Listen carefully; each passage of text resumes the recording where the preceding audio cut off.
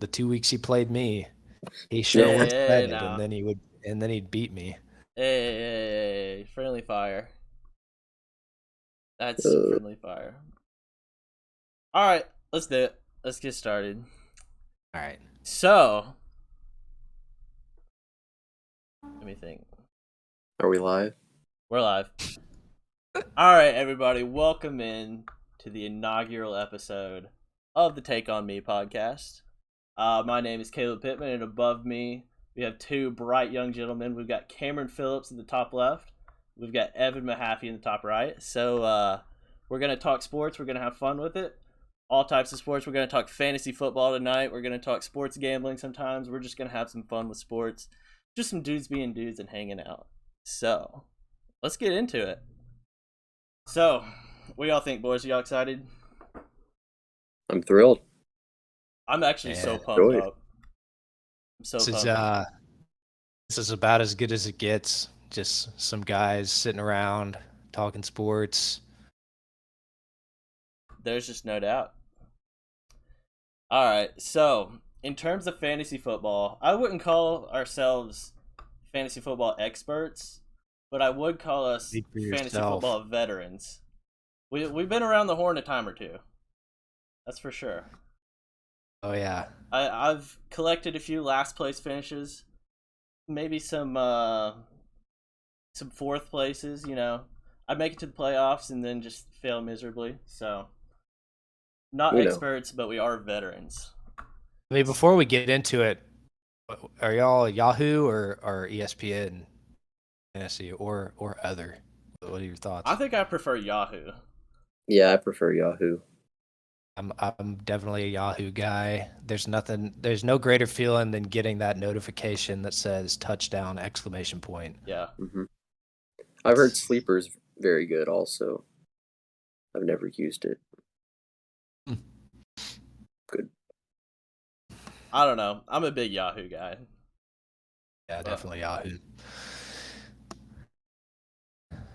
well, let's get into some keys to fantasy. We got Evan. Evan won both leagues we played in last year. He's got some keys to fantasy that he wants to share with us. So, Evan, I'll turn it over to you. We'll see what you got. Yeah, friends. My name's Evan. Friends call me Half Wit, because I mean, explains a lot, doesn't it? But I got some keys to success for fantasy football. If you want to win your league or at least have a fighting chance, you need to pay attention to these 5 things. The first of which, and this is the most important thing when it comes to fantasy football, you want to draft players that are going to have high volume. And here's why I say that. You may have some talented guys, the Kareem Hunts, the guys that are in a split backfield, those wide receivers that are always going up against the best corners in the league. They may be your big play, explosive guys, but if you're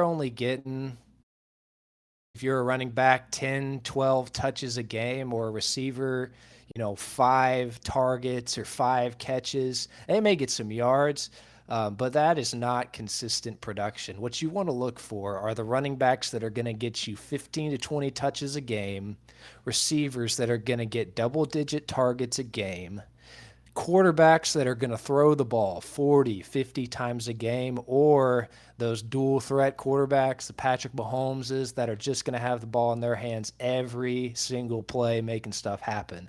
So you have to have volume guys that are going to have the ball in their hand consistently every game.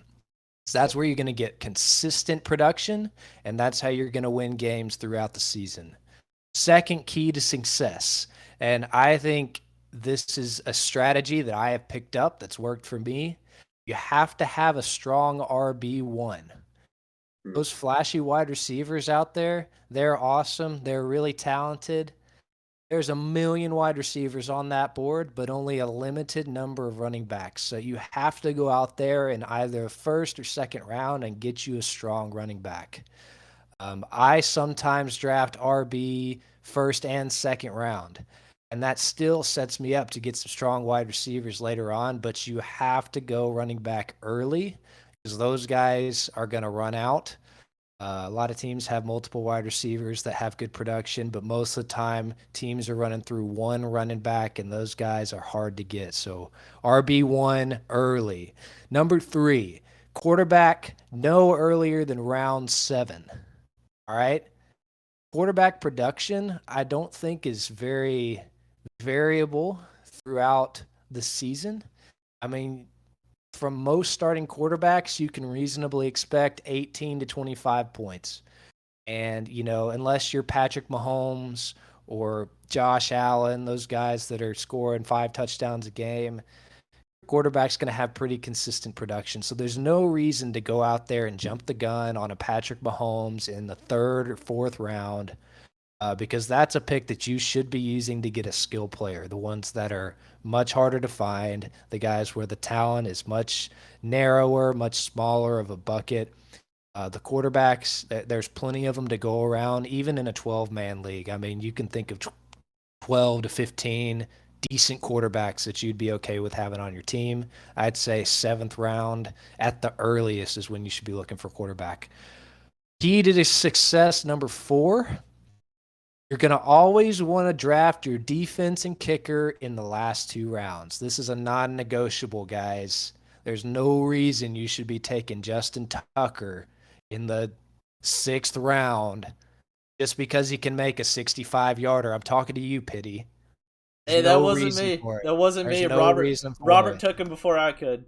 I thought it was Absolutely outrageous to take any of those guys early. Now, if you're somebody who you really see a lot of value in a defense or kicker, maybe you go get the number 1 in the 12th round, 13th round. If there's no good guys on the board, that's up to you. But rule of thumb, last 2 picks, defense and kicker, because those are going to really be matchup based anyway. So, and then the last key to success, this one I think is overlooked. You always want to look at game script for potential draft picks. So this means you may have a really talented guy on an awful team. And so if your star running back is on the Giants, I'm talking to you, Saquon, you may be written out of the game script completely in the 3rd quarter if your team's getting beat by 30. You think Saquon's going to get runs up the middle when the Giants are down by 30? Absolutely not. The Giants are going to be throwing the ball. In the same way, you're on a really good team. You're a wide receiver. You're a stud. But your team gets up by 30 every game. You're not going to pass in the 3rd and 4th quarter. You're going to run the ball up the gut. So a lot of times you see these really good running backs and wide receivers get completely written out of the game late in the game if their team always has a plus or minus game script. Now, close games, you never know what's going to happen, but you can sometimes reasonably, pick guys in the draft or even start or sit guys during the season if you maybe foresee a negative game script for them. So always pay attention to who your players are playing against, what kind of team they're on, what kind of offensive scheme they have. That's all important when thinking about those skill guys. But yeah, those are the 5 keys to success for fantasy. Keep those in mind, study them, live by them, and you will be successful in your league this year. Yeah, that's great stuff. I mean, every league has the one guy that goes out and gets a quarterback 2nd round. It's usually the Patrick Mahomes. It's usually the Josh Allen. Every league has that one guy that does it. But that's my favorite of the 5. Just absolute. It's just scripture at this point. You gotta follow him. Of the 5, that's definitely my favorite. I'll speak to that one, Pity. In Lamar Jackson's MVP season, Right? in a Yahoo league, I was able to pick up, I think it was the 13th round. It was either 12th or 13th round. I got Lamar Jackson. Hadn't drafted a quarterback yet. Proceeds to have one of the best seasons in the history of the sport. So I never drafted a quarterback above like round 10. I think I got Brady last year, and he was like 3rd or 4th fantasy quarterback. So Yeah, I mean, 7th round was even generous for me. I understand, mhm. you got leagues with with 8 people, 10 people in them. I think even for 12-man leagues, yeah, ninth, 10th round is probably a sweet spot for getting the better ones. Those average draft positions for quarterbacks are outrageous. Like guys going 20th pick overall. I mean, I don't know who's getting these guys. Yeah, yeah, definitely. I think a good quarterback on the field definitely makes a big difference over a bad quarterback. But in fantasy football, they're all kind of like a sack of potatoes. You just kind of take what you can get, hope that you get the average 2 points more than you would with a bad quarterback, and just ride with it. I like that, man.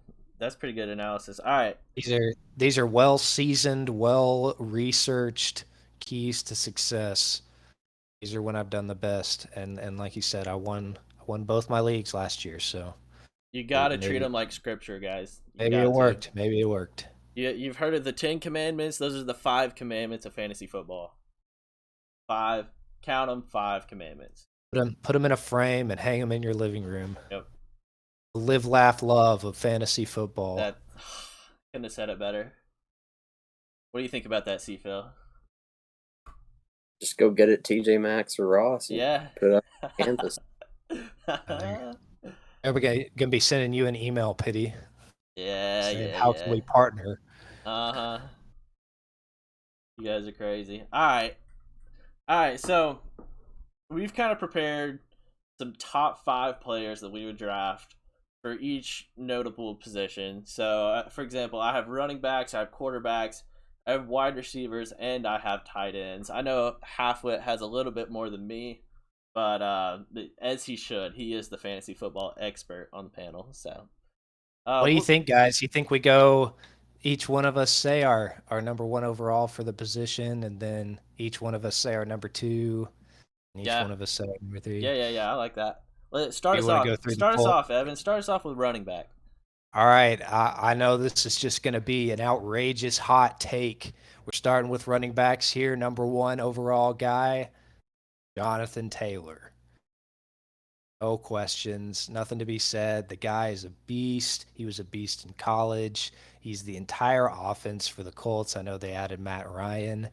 I don't think that's going to make much of a difference. Maybe he gets a couple of his red zone looks taken away to some kind of pass. I don't think it's going to be enough to knock him out of the top. This dude's going to eat carries this year and eat red zone touches. Well, I agree. I got him number one by a large margin. I think he's the most durable of all those running backs at the top as well. You look at injury history of guys like Derrick Henry, Christian McCaffrey, obviously. So that's why Jonathan Taylor's an easy number one this season. and I can't help but agree. I got Jonathan Taylor, easy number one. Everything that's been said is accurate. He's the only good back on their roster, and he is all their offense. You heard the first point about the 5 commandments, and what was that, Evan? His volume. Volume. Volume is more important than talent. This guy is plenty talented, but his volume is insane. And he's got some pass catching upside. I think they'll use him a little bit out of the backfield just to get his touches up. That's the kind of guy who you want to like force touches to. No doubt. Mhm. I Wherever you think that'll can. be better with Matt Ryan this year. Naheem Hines is still there, correct? That's correct. It Yeah. could be a I third could down see his back. That role could be. increasing too. That might not be a bad late round pick, Mm-hmm, especially as a handcuff in case something happens to our boy here. mm-hmm. All right, number two, who you got, C Phil? I got Eckler. I think for all the same reasons we just talked about. I know he has some injury history. However, I do think he has the most passing upside. They do a lot of that in the Chargers offense. They've got an improved offensive line. He can kind of be in there any down, including third. Get some red zone touches as well. I think Eckler is going to be a really good back this year on an improved Chargers team. What y'all got? Well, we kind of veered off here. I've actually taken Dalvin Cook as my second running back. I I think the Vikings are going to be way better this year than they were last year. I think they're going to improve a lot. One of the commandments that Evan went over earlier is if you got a running back on a good team, third, fourth quarter, they're going to be up scores. They're going to be running the ball. Running the ball equals volume for Dalvin Cook. He's talented. He's plenty talented. He's going to get a lot of touches. I got Dalvin Cook second. And we're all over the board here, boys. Number 2, Eric Henry. I don't know what you guys are thinking, but I mean, they should just rename the team to the Tennessee Eric Henrys. I mean, I don't know where the Titans are going to get any more production. Derrick Henry's going to be a 25 to 30 touch back per game. That injury last year was a fluke. It's not going to happen again. The man's built like a freaking 18-wheeler. I Right. mean, you just can't bring the guy down. I saw today on some sports news that he's breaking equipment in practice ahead of the season. So, I mean, if I'm a middle linebacker, I'm sitting in the A gap, and I see this guy coming at me, ain't no way I'm touching him. Derrick Henry, man, what a talent. Number 2 on the list. An absolute specimen. I mean, Derrick Henry's built like a brick house. I'll lead into our number 3s here because that's where I have Henry. I think I put him a little bit lower just because of the pass catching that we talked about. There's not going to be much production, like you said. Look at the wide receivers. I know they have Robert Woods in there now. They got Treylon Burks in the first round, kind of just swapping him out for AJ Brown. But I really don't see them doing a lot in the pass game with Henry. They've done a little in the past, but not much. Who is the backup there now? Oh, I don't even remember. Some new guy, I think. It was Darrington Evans or something. Yeah, and Or Devonta Foreman, correct? oh yeah, Yeah, Deontay that's right. Foreman. He was there for a little bit last year and had a lot of third down touches. So Is that would be McNichols my still biggest. there? I don't know. That would be my biggest concern though with Henry is there is going to be volume, but you got to think what the game script's going to be. They play in a really bad division, so I still think they're going to be good. They have a good defense, but not the 1 seed in the AFC like they were last year. Going to change a little bit of how they use him is why I have him at 3. Yeah, man, I like the Colts in that division, unfortunately. You got Pity, number 3. Number 3. I don't know if you guys saw earlier, but Kareem Hunt requested a trade from the Browns today. I've got Nick Chubb coming in at the I third love spot. this pick. I love it. You had Nick Chubb last year, I Evan, freaking love it, and man. I was jealous of you all year because of it. I mean, Nick Chubb, I think he could be the most talented running back in the league. On top of talent, he gets a lot of volume. Who knows what's going to happen with the Deshaun Watson suspension for the first 6 games? Will that help Chubb or hurt Chubb? Will he get more carries, or will he get less targets in the pass game? Who knows? But I'm a big Nick Chubb fan after what I saw last year. I got him in the 3 spot. That's hot, Pity. I like it. I came out swinging today, boys. Cam, you didn't look like you liked it. I'll speak to this later in the program. I understand. All right, number 3. All right, here's where I got Eckler. And I think the only reason I got Eckler at 3 instead of 2 is that injury proneness. I mean, the guy, he may not be one of those guys that's going to have a season-ending injury, although he did 2 seasons ago. It's always on the back of your mind. But, with a guy that's cutting and juking and sprinting out on those passes, trying to catch those passes in the bubble screens, you may get some hits sometimes. It takes a toll on your body. So where he may miss, 1 or 2 games here and there, I think that's much more likely than Derrick Henry missing any time. And but like you said, man, what biggest passing upside there is for a running back. I mean, this guy's basically a receiver that lines up in the backfield. So I like Eckler a lot. I had him in a league last year. He didn't steer me wrong. He's good for a lot of points. Justin Herbert's going to get him the ball, man. Absolutely. There's no doubt. I didn't really think about him being a lot better as of a receiving tailback than the other guys, but I guess he is. All All right, right. number four. I'll go ahead and get into it. This guy, I think, is the next Derrick Henry. Right, this guy led the league in touches last year as a rookie. There's no question this guy's talented. I think he's getting an improved team. This team's on the up. I've got Najee Harris. This guy's going to eat touches. He's a huge talent, Derrick Henry type. He's just going to run you over. I think he's going to be the go-to for the Steelers in the red zone. And I think that's why I have him so high. In addition to all the touches he's going to get, the Steelers get in the red zone at all, he's getting first, second, and third down, in my opinion, unless they, do that little thing with what's his name, um, wide receiver on the jet sweep. Deontay Johnson. Oh, the other one, Chase Claypool. They give Claypool. it to Chase Claypool on the jet sweep. Why they do that, but I like Najee Harris a lot. I'm really high on the guy. Second year, he's breaking out even more. I'm a big fan of Najee Harris. I like him. I had him last year. He for the cardboard boxes of O linemen that the Steelers have, he did exceptionally well. I was happy with his production. He was my RB2, I think, in one of my leagues. So I liked I him. mean, I think the soul crushing presence that was Ben Roethlisberger in his last season just absolutely killed any offensive production for the Steelers as a whole. So I don't even think he got as many touches as he could have because I mean they just did nothing on offense. But we So do. But do we feel better about the quarterback play this year? I don't They see can why at least Kenny. throw it downfield.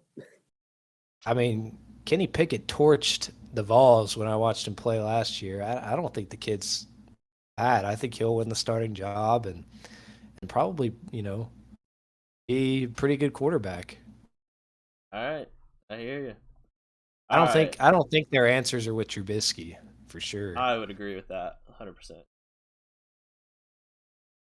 All right, in my fourth spot, I've got none other than the man, the myth, the legend, the man known as Christian McCaffrey. I can already see the excitement on Cameron's face. He has glass bones and paper skin. I wake up in the morning and I break my legs. Whatever it is from SpongeBob. Oh my gosh, dude. That's Ooh. funny. But he gets volume. He's a great player. He like Eckler, he's a good out of the backfield catching the ball. I had him his rookie year, and he definitely outperformed what people thought he was going to do. Uh, I'm more of a Christian McCaffrey stan than a lot of other people. I got him at 4. Oof. I got a lot to say about these two gentlemen. Um, Najee Harris, I really thought you were riding with Broncos country for a second. I thought you were talking about Javonte Williams. That's why my face was kind of lighting up. I was like, oh, that sounds pretty good.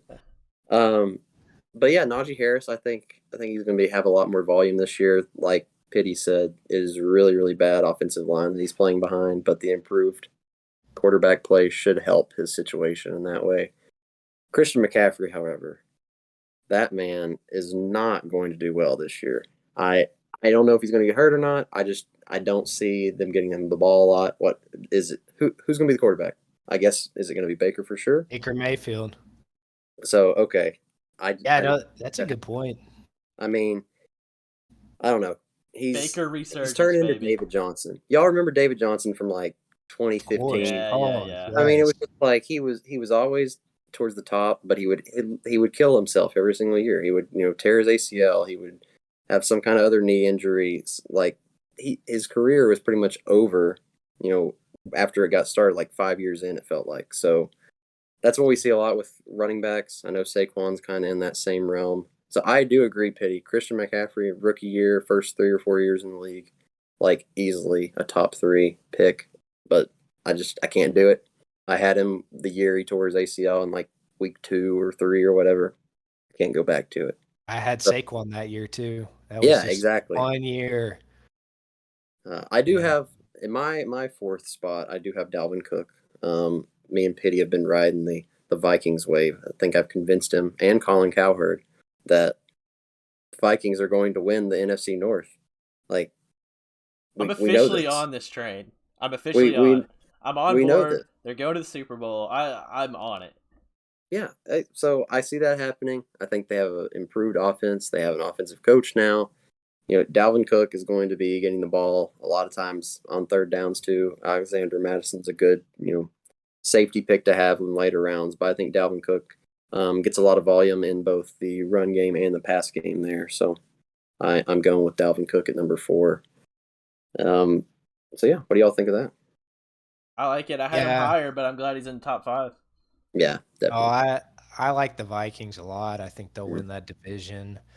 Um, you know, I I really don't like the Packers this year I mean, Mhm. they may give them a little bit of a run for their money, but yeah, I have Dalvin Cook at 5.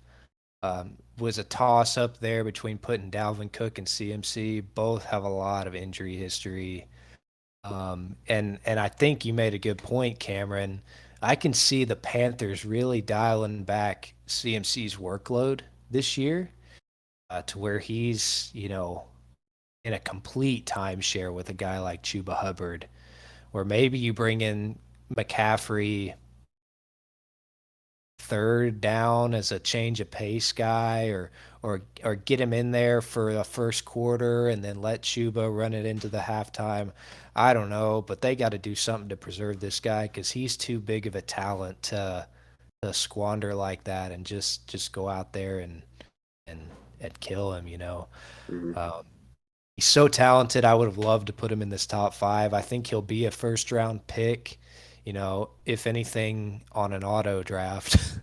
Um, but but yeah, unfortunately, it's hard to put your faith in something like that when it comes to fantasy. I mean, you love the upside, but you hate the floor, and unfortunately, his floor is a season-ending injury or something.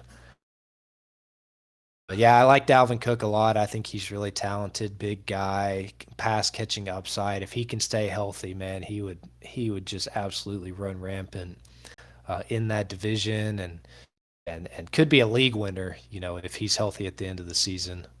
So I like it. I have somebody that's already been mentioned before in my 5 slot. I got Derrick Henry. Uh, Same points that have already been said. He's going to be a focal point of the offense. Titans traded away AJ Brown this year. They've got Traylon Burks coming in. I expect Burks to be good, but not as good as AJ Brown. So who's Tannehill going to throw the ball to? Robert Woods. what? Who knows? I don't know. I think Derrick Henry is going to be the main focal point of the offense, as he has been in the years past. But yeah, Derrick Henry in the Austin 5 slot. Hooper. Yeah, so in my 5 spot, this is my hottest of takes yet. It is my guy, DeAndre Swift. So, the Lions. Okay, okay. The Lions have a great O line. All right. And DeAndre Swift has a lot of passing upside with that. Okay. He's going to be in there on a lot of downs. They're going to be behind in some games, but, they give him some slip screens out to the side. That's Jared Check Goff's. down guy. You love a Okay. check down running I back. do. I mean, that's what Jared Goff has built his career on. Made it to a Super Bowl like that. Come on. Todd Gurley in those years. Todd Gurley. Oh Yeah. yes. Those were So the I days. I really think DeAndre Swift could have a breakout year in that way. The Lions have more passing options now too. DJ Shark's there. TJ Hawkinson's going to be improved. St. Brown is going to be improved. So they have other options now. What Jameson Williams is there, correct? Um, Yep. there's going to be other options, and I think that really just allows DeAndre Swift to have an even better year than he did last year. Jamal Williams is still there, correct? I believe so. Yeah. So I really like that. I think that's a really good pick for number 5. I worry about his timeshare there. If they're going Hmm. to try and use Williams quite a bit, Could be a uh, red zone stealing opportunity too. That's what I absolutely. would worry about most. Yeah, and I mean, Swift's going to have his games for sure, but is it going to be consistent production Yeah. as opposed to maybe one day Jamal Williams is riding the hot hand and they stick with him late in the game? I've Hmm. seen that happen way too many times with Seahawks running backs that I've had, and I think the Lions may do the same. Go with the hot hand. So I think the guy's great though. He'll do very well. Yeah, I really like him. I know we were rating these in the top order of how we like him, but I think that he's just going to be a great pick for where he's at. Like I don't think he's going to be the fifth running back off the board. So that's why I think I like him from a value standpoint. Yeah, At he's a the good same value time, guy. he has potential to be a top five running back, but I could see him going like Especially 10.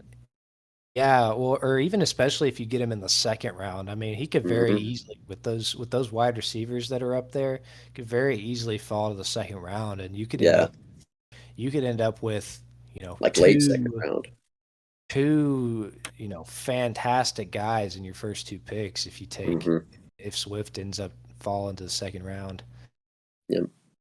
Man, Yeah, I'm the only one that put Christian McCaffrey in top 5. Hmm. You are. I had him 5, 6 borderline. I think the talent's there. I just don't know if the injuries are too much to look past. I also have an honorable mention. Um, this is I gave my keys to success at the beginning of this show. This guy that I'm about to mention is the only exception that I will make to any of my keys to success.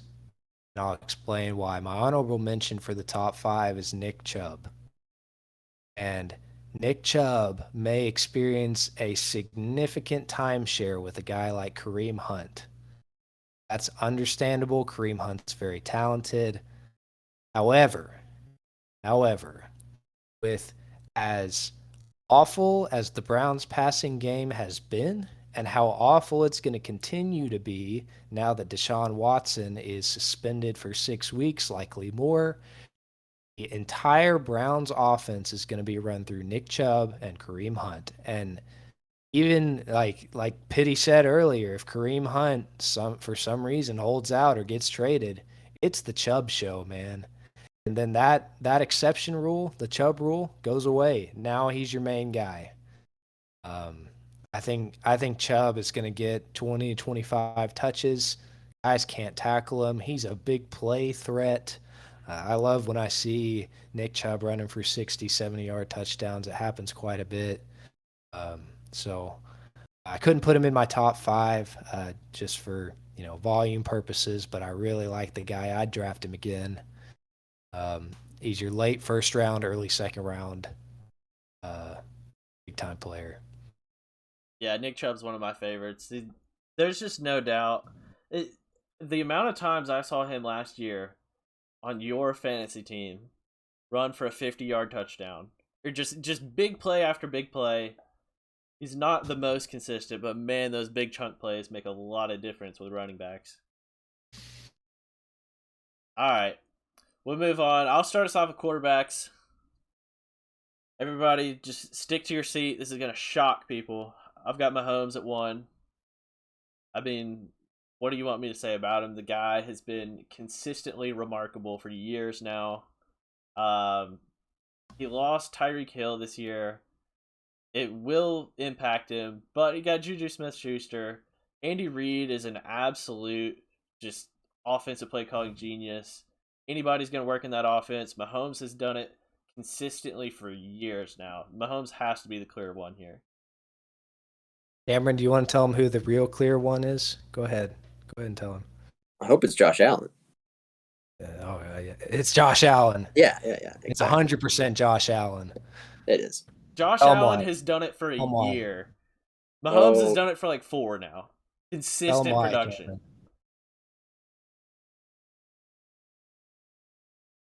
half you tell him, not me. I can't. Josh Allen, he's got Patrick Mahomes running ability, and he's got Justin Herbert passing ability. I mean, I don't know of a better quarterback package than Josh Allen. I mean, like this is a guy that could easily throw for 3 touchdowns and run for 3 touchdowns in the same game. His defense is going to get him the ball. I mean, the Bills have the best defense in the league. There's no question about that. The Bills have a cakewalk of a league or a division. Um, Josh Allen is. I mean, I don't see how the guy doesn't win MVP. He's set up to do so. Uh, there's just not really any downside there. He's got weapons. His team has no running game, so it's all him. I agree. That's why I have him there. There's absolutely no running game. They're going to be passing a lot. Um, like you said about the division, it's not great. He's got a great defense. So Josh Allen's got to be the number one. And I really think the Tyreek Hill effect is going to be more substantial than people are thinking. And the AFC West is insane.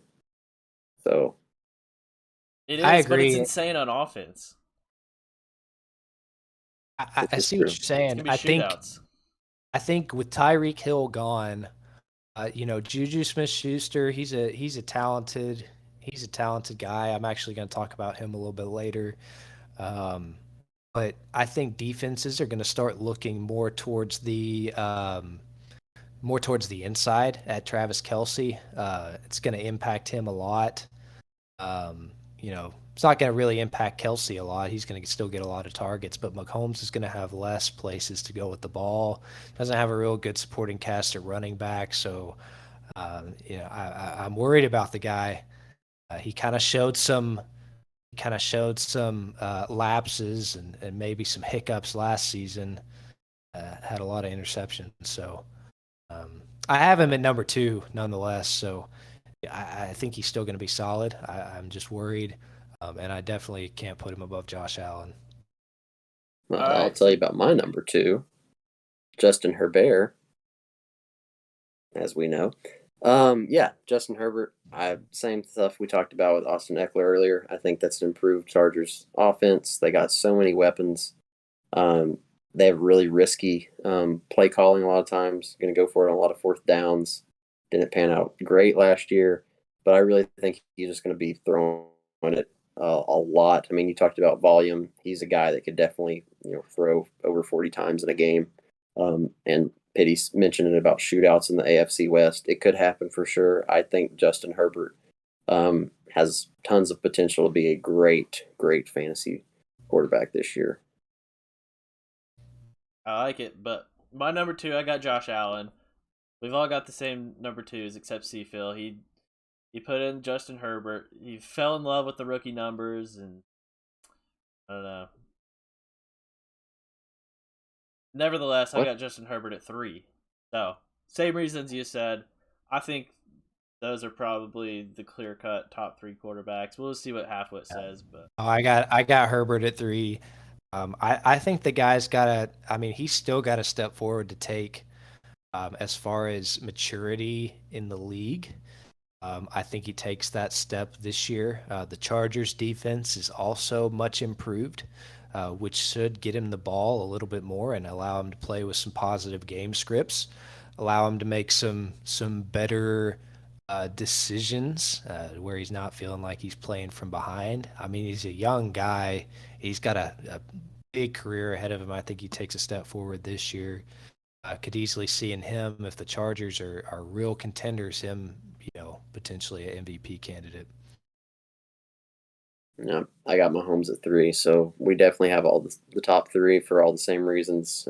Just a lot of potential with these guys being in high scoring games, having decent defenses that are going to be able to get them the ball back and some opportunities there. But going on to four, I think y'all are going to be surprised by this. You may be a little sick by this, but I'm going to stick to what I know, and that's Lamar Don't Jackson. say it. Oh, that's okay. I thought you were going to say somebody else. Oh no. You thought I was going to say I thought you were going to say Russ. Broncos country. Let's Broncos ride. country. I do think he has potential to have a really good year. They don't have a great wide receiving core. Everyone that said that the Broncos wide receiving core and weapons were better than Seattle's, like significantly. That doesn't make any sense to me. But I digress. Lamar Jackson at 4, I think he could have a huge step forward from last year. I think those passing numbers are going to improve. I mean, there's no way all those same injuries are going to happen again. I mean, everyone talks about last year wasn't great for the Ravens and for their Hopefully, offense, they but got their practice field resurfaced or a new trainer. yeah, exactly. I mean, they had so many injuries on both sides of the ball, but especially on offense. So them being a run dominant team in a way that was kind of taken away from them and really shut down um, what they could do with passing as well. So I think Mark Andrews, Rashad Bateman, those are guys that Lamar Jackson's going to be able to get the ball to, and I really think he's going to have a great year, not MVP caliber year, but I think he has the potential in that division that is kind of going a lot of different directions right now. To really take a step forward again. That's my hot take at quarterback, anyways. All right, I hear you, C. Pretty hot. Phil. Pretty hot. I Pretty hear you, hot. but I got to tell you, I don't like it. He didn't even crack my top 5. At 4, count him 4. I've got Mr. Joseph Joey Burrow. Love this. Love this pick. Went to the Super Bowl last year. Had an amazing year. It was the second year in the system. It would be year 3 now. His wide receivers are insane. I saw a picture today. It had their wide receiving core, and then Ocho Cinco was there too. Imagine if Ocho Cinco was the 4th member of that wide receiving core. Oh my gosh. Jamar Chase is insane. Dude, Joe Burrow, I felt like it was easy for me to pick him 4th. I don't know. I think the Bengals will lose more games than they did last year, but I think they will be shootouts. Yeah, I mean, I think that only because the division's so tough. Oh no, no, it's not. Ravens are really their only competition, I guess. Yeah, the Browns Browns after Deshaun Watson is Steelers are there. in dis. Yeah, I mean, once they get into some other AFC matchups, they'll probably get beat quite a bit, especially playing the Chargers and the Raiders and the Chiefs. Um, I don't know. Um, here's my take on number 4. I got Kyler Murray. Um, and here's why. Drama. Here's why. So the man just got paid. He can't play Call of Duty anymore. But he's feeling really good. The Cardinals have only added weapons for him. So now they went out and got Hollywood Brown, DeAndre, uh, DeAndre Hopkins. Not what he used to be. However, that's a guy that may get some red zone looks. You got Rondale Moore. He's a talented guy. And then James Conner out of the backfield. I think he's got a lot of weapons that are going to take eyes away from him. That's going to open up some lanes for him to scramble, get a bunch of touchdowns on the ground. I love quarterbacks with rushing upside because where passing yards only gets you a quarter of a point, or a quarter of a tenth of a point. 25 yards for a point through the air. Yeah. Rushing yards, you only got to get 10 yards for a point. So rushing yards, certainly big upside for quarterbacks. I don't think there's much going against Kyler Murray this year. You know, that may be a hot take. I just think the guy's really talented. I like the Cardinals. I think they're going to be contenders in their division. So it is what it is. See, Phil, gotta just Yeah, accept it. I'm not going there yet. Again, we'll talk about Kyler later in the program. My number 5 is Joe Burrow. So I think he's going to be great this year for all the same reasons that Pitty just mentioned. That division is just kind of a wreck. I think, if the Ravens are healthy, I think they're going to win it. I really don't see the Bengals. They'll probably be a wild card team again. They have that potential to be there, but I think the Ravens are going to take a step forward. I think everything just lined up perfectly for the Bengals last year. I know they improved their offensive line. I think they lost C.J. Uzma as the tight end. Who do you know who their tight end is now? I'm Uh, drawing a blank. no, I Is it don't. Who's Hayden another? Hurst? Hayden Hurst sounds correct. I think it So it could is. be so like decent tight end. Not bad, But yeah. wide receivers are good. Um, they're going to be in some high scoring games like they were last year. I mean, I think about that one time they played the Chiefs in like week 15. You know, Burrow literally threw for like 500 yards and 5 touchdowns. It was That won a insane. lot of people their semifinal games. Absolutely. So I think Burrow is going to be around the same numbers. I wouldn't say he's going to take a huge step forward, but even if he replicates what he did last year, it's going to be a top 5, top 6 quarterback season in fantasy. I like it. Coming in at number 5 for me, I've got Cameron's all-time favorite Seahawk, but he's no longer a Seahawk. He is a Denver Bronco, and his name is Russell Wilson. I Get him mean, some MVP vote. Outrageous. Outrageous. Get no, him some MVP no. vote. Finally. See, I agree with you, Cameron, that his outside weapons would be probably flat to the Seahawks' weapons, possibly a little downtrend there. But he was stuck with Pete Carroll as a coach. That dude's Fair. offense is straight out of the 80s. Yeah, the O line was terrible. I think he's going to do wonders in Denver. He's got a good running back beside him. I don't know. Call me crazy, but That too. Russell Wilson resurgence. I think the Broncos could contend this year. I agree. I agree. I I think don't. Russ is right around the top 5. I think he's got potential. I mean, think about how he started, like on multiple seasons. There were seasons that he led the league in passing and passing touchdowns through like the first half of the season, but then he's playing a ridiculous schedule in the Pacific Northwest with a coach in his mid 70s. Like, I Yeah. think he's going to have a lot more potential to let himself cook this year. So I'm excited to see it.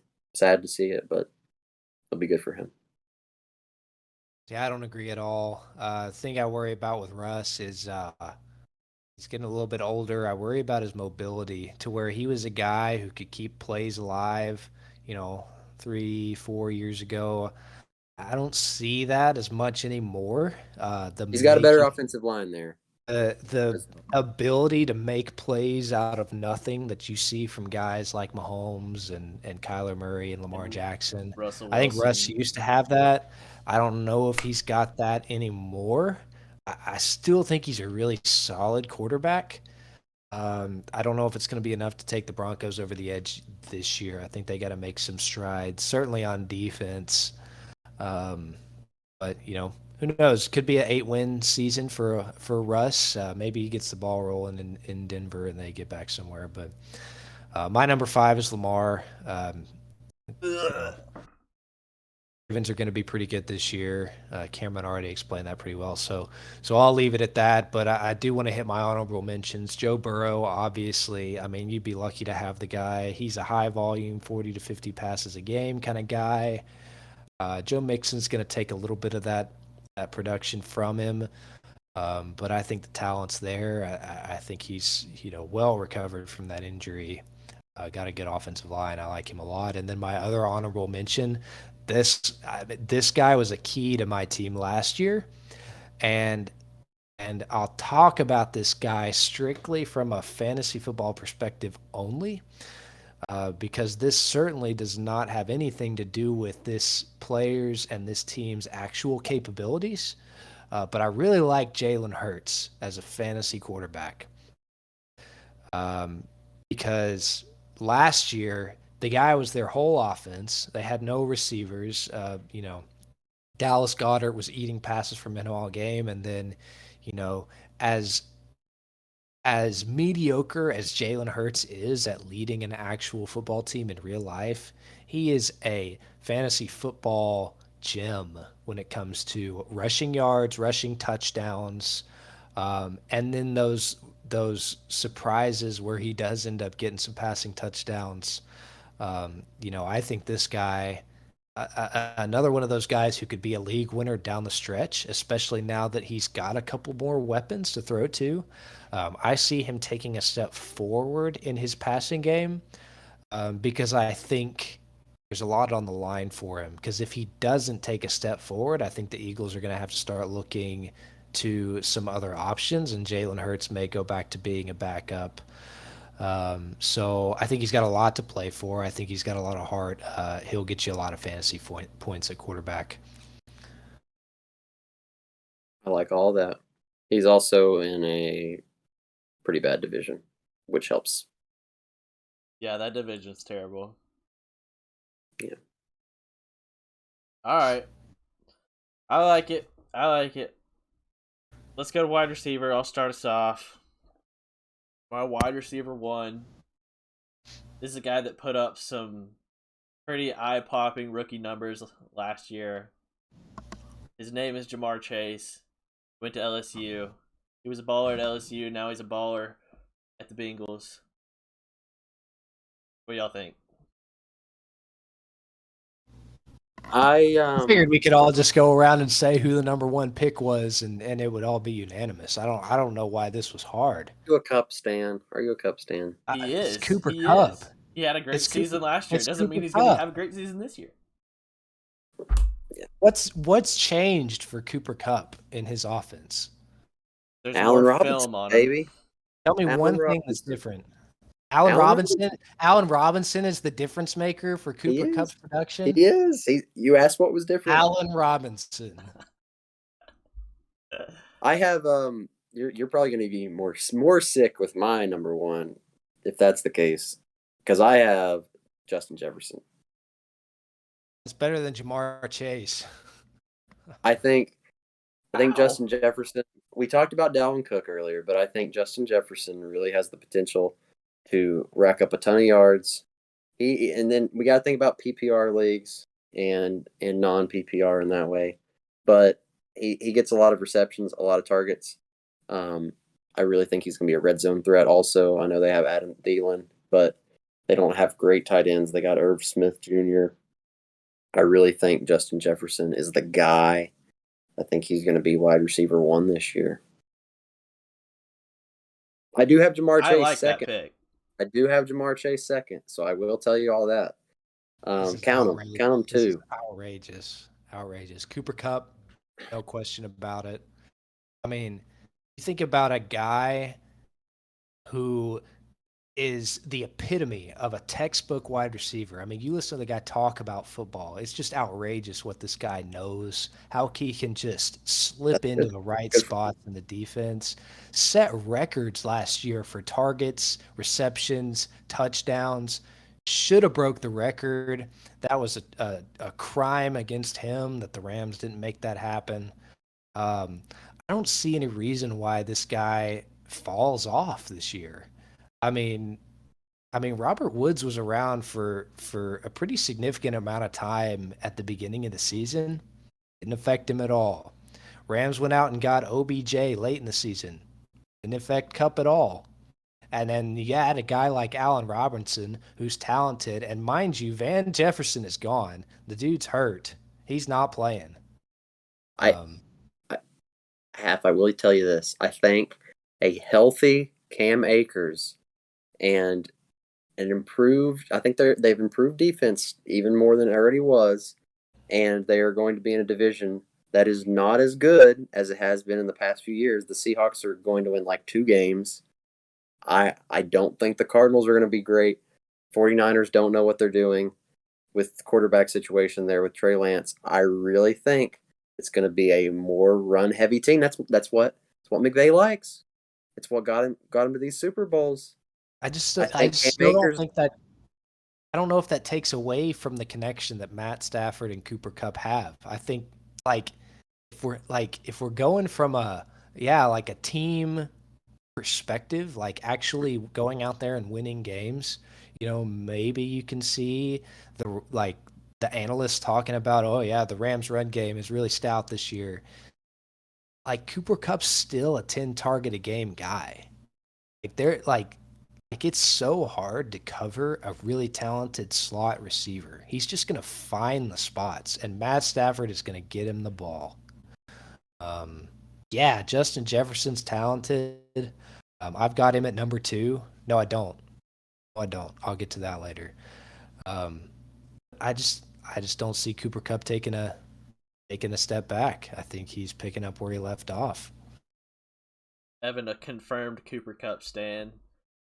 I'll go and tell you my number Won me two. the league last year. Completely won me the league He last year. did. He did. He had a great season last year. I can't argue with that. Last year. It's My last number year. two is Cameron's number one. I went Justin Jefferson. I mean, the guy's a volume machine. Extremely talented. Look at that. Two LSU guys, one and two, on the top of the fantasy wide receiver picks for me. I mean, I don't know. I don't know. I like Justin Jefferson a lot. Where'd I, Cooper Cup go? Like Eastern Washington or something? Yeah, some small school.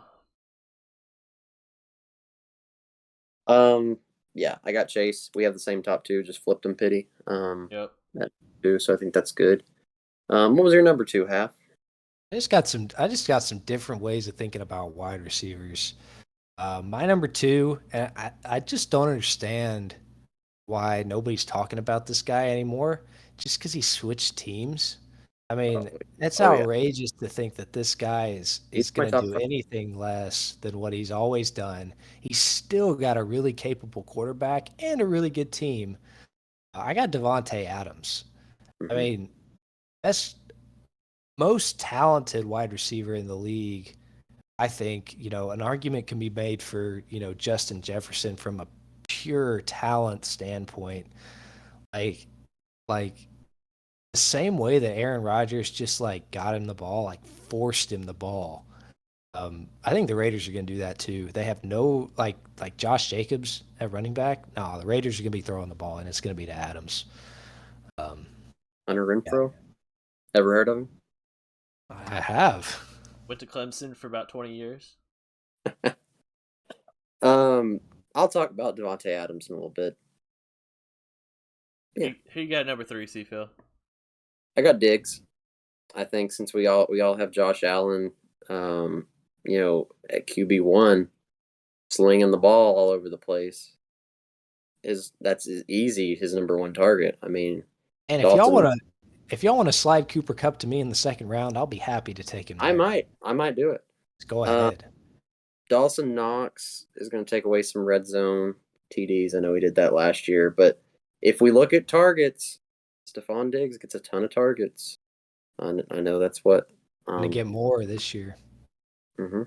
I really like Diggs right there, so that's my number three. So I got Jefferson, Chase, Diggs. I see. You'll like my next two. I had Stephon Diggs last year, and for me, I thought he underperformed a little bit. For what I thought I was getting to what I actually got, he underperformed a little bit for me. So in the three slot, I got Cup. That probably is second round for Mister Halfwit there, but all the same reasons. Cup's a great player. I just think it'll be a little bit different for wide receivers this year. I can't wait. I can't wait. I got Cup at four. I got Cup at four. Hold I'm on, going hold on. back to what I said about Cam Hey, Akers. I think they're going to establish more of a running game this year. Um, and we'll go from there. It's a bad division. They're not going to be playing with that same sense of urgency coming off a Super Bowl. Everyone got paid. You know the whole thing. No one's repeated Super Bowls in like 20 years. yeah, I think the Rams could do it. You skipped me at three, so I'll tell you my number three. I got Justin Oh. Jefferson. Um, you know, I like Justin Jefferson from a talent standpoint. I think he's going to get his targets. I think the Vikings have a lot of weapons. Hmm. Um, so I can see them spreading the ball around to where Jefferson's, you know, I guess week in, week out production may not be the most consistent, as opposed to a guy like Devontae Adams or Cooper Cup. I really was looking for consistency here in the way that I'm making my list. Um, you know, still think he's going to do a really great job first round, obviously. So I got Jefferson at 3, and then I got Diggs at 4. Um, I think the guy's going to get a target share bump this year.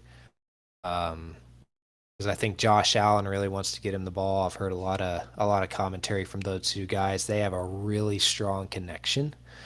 So I mean, I think Josh Allen's going to find ways to get him the ball. Another guy who's probably going to get 10 targets a game, probably double-digit touchdowns on the season. And you guys both had Diggs in there. I don't have Diggs in there at all.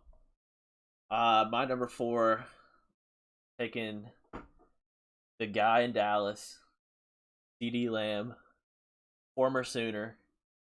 Oh, I'm gonna be sick. No, listen. Amari Cooper's gone. Who is Dak going to throw the ball to? Dalton Schultz, Everyone else, No, everyone no, else. no. CD Mike Lamb. Gallup, Michael CD Gallup, Lamb's going to get a lot of targets. He's going to get a lot of yards. Tony He's a big Pollard, play guy. Ezekiel Elliott. He's a big play Dalton guy. He's Schultz is going to going to get lead that team in touchdowns. targets. He's a the big, offensive big play line is guy. so much worse too for Dallas. They're falling apart. CD Lamb in the Dalton, 4th slot for me.